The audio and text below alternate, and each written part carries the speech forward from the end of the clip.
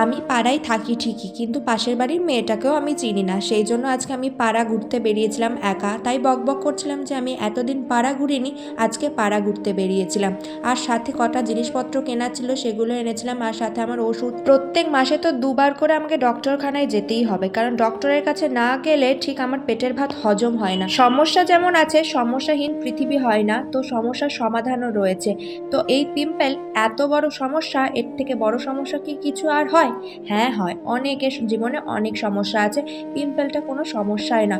তো পিম্পলের জন্য আবার পিম্পল প্যাচ রয়েছে, সেই জন্য পিম্পল প্যাচ আমি অ্যাপ্লাই করে নিলাম। এই পিম্পল প্যাচ লাগিয়েই আমি এখন আপাতত 4-5 দিন ঘুরবো, যতদিন না পিম্পলটা আমার কিওর হচ্ছে।